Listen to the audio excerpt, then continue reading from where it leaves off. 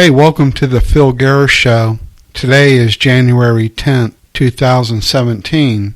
Today I'd like to talk a little bit about my listeners and give thanks. When we started this podcast, we were not expecting really this podcast to go anywhere. It was just a menu for me or a medium for me to blow off steam about politics.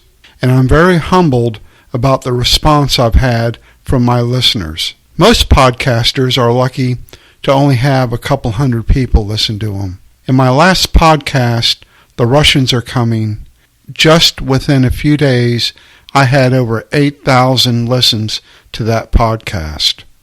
And my podcast on Spreaker, on the political venue of Spreaker, I have moved up into 6th place. We started out at the bottom. We started moving up a little bit. Then all of a sudden, it kind of exploded. As of today, I'm beating out national shows on Spreaker. I'm ahead of the Terry O'Brien show. I'm ahead of the Leslie Marshall show. And believe it or not, I'm ahead of the Tom Hartman show. And I only have my listeners to thank. Without you, I could not have done this. So, okay, we're going to get ready for today's show. Today's show is called Russian Hacking and Watergate. We're going to discuss the similarities. So, grab hold of your handlebars and tighten that seatbelt, and we're going to get ready to rock and roll. Educational, informative, controversial content to keep you free. This is the Radio for Freedom Network, featuring The Phil Garris Show, broadcasting from the city beautiful Orlando, Florida. Hey, welcome back to the show. Once again, we're talking about Russian hacking and Watergate and the similarities between the two. A former KGB agent named Putin hacked the United States election.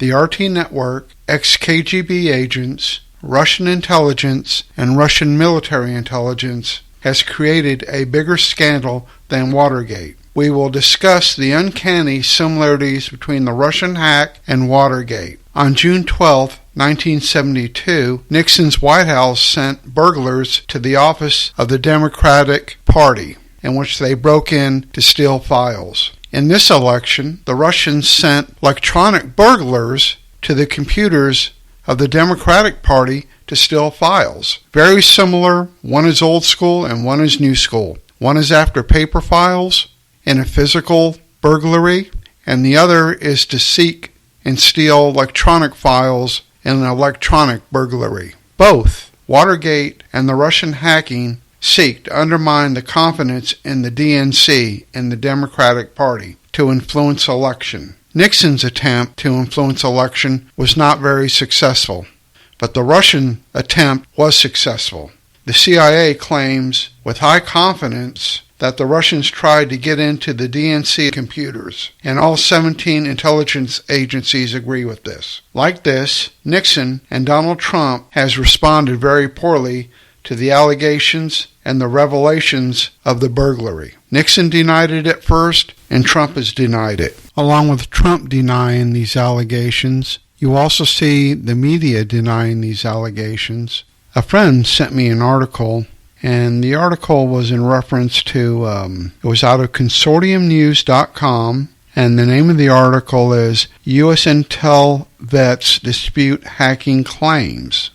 There was no author for the article, but it did have some sources, and the sources look like secondary sources. I could find no primary sources in the article. And they claim that Mike Gavel was a top secret control officer, quote unquote. I checked into this, and Mike Gavel did work as a communications officer in the Army when he was 23 years old. And from what I can find out, he had a minimum security clearance as a radio operator. I could find no evidence to support that he ever held top secret clearance. This article is claiming that he held top security clearance when he did not. And part of the article is to discredit the hacking, like he's some expert that can refutate this hacking. Well, it doesn't hold water. Another article that came to me was an article in The Intercept. It was actually posted to my Facebook page. It also uses secondary sources, but the sources it uses, this is a funny one now, was dated in 2014. Okay, all this hacking happened after 2014 within the election. So this article also does not hold water, and once again it was using a secondary outdated source that is way outside the time frame of this alleged hacking. So Donald Trump doesn't believe it. You have some media outlets that are saying that it did not happen, but they cannot provide a credible source. Now, if you remember Watergate, when Watergate first broke, nobody believed Watergate for kind of the same problem. Woodward and Bernstein could not divulge their source, Deep Throat, who was Mark Felt, who was second in command at the FBI. For obvious reasons, they couldn't say, well, if the FBI's telling us this and this is a major leak, they would have thrown the cuffs on Mark Felt and put him in prison. But the thing about Woodward Bernstein and the Watergate stories is Mark Felt was a credible source. He was a primary source. He knew what he was talking about. And also Mark Felt, he directed the Washington Post reporters to follow the money. And when they followed the money, they also uncovered other evidence. So there's a real big difference here.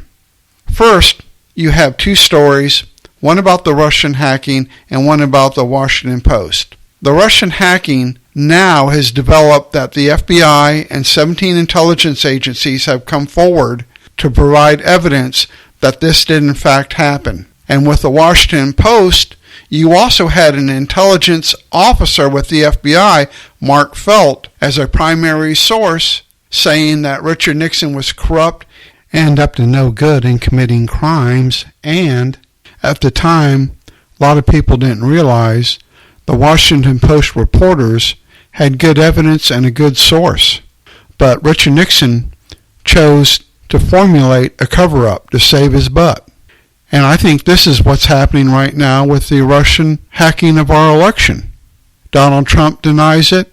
You're seeing articles that are denying it, even though they don't have a source and they have no evidence against it. And now people are saying, well, it really doesn't matter. Hillary Clinton would never have won. Now, for the record, I did not vote for Donald Trump or Hillary Clinton, but I am very upset that our election has been hacked. If you look at the math, the election's a lot closer than what most people would think. Now they're trying to say it would not have mattered. Well, it would have mattered. I think if we did not have the Russian hack, Hillary Clinton would have won the election, and this is why. If you look at Florida, one of the key states in winning the election, Trump won by 119,000 votes. That sounds like a lot, but Florida has a population of 20 million people. So that's a lot of potential voters. So 119,000 is a small fraction of voters in Florida. Florida would have put Clinton, if she had won Florida, would have put Clinton at 261 electoral college votes. That means that she would probably have to win one other state to win the election. So it does matter. So it looks like we have a cover-up, kind of like Watergate, Part 2, that we're seeing fake news articles that is denying the Russian hack, even though 17 intelligence agencies in the United States said it did happen. You're seeing fake news stories that it would not have mattered, but what matters is what's happened to the American people. I want to leave you with an audio clip by Senator Sam Ervin to let you think about the impact of a rigged election. The questions that have been raised in the wake of the June 17 break-in strike at the very undergirding of our democracy. If the many allegations made to this date are true, then the burglars who broke into the headquarters of the Democratic National Committee at Watergate were in effect breaking into the home of every citizen of the United States. And if these allegations proved to be true, what they were seeking to steal was not the jewels, money, or other property of American citizens, but something much more valuable, their most precious heritage, the right to vote in a free election. Well, there you go. Thanks for listening to the Phil Garris Show. I would like to give thanks to the ABC News Service for that audio clip of Senator Sam Ervin. Please have a good day, and always remember to vote and participate in your local political system. Thank you very much. Bye.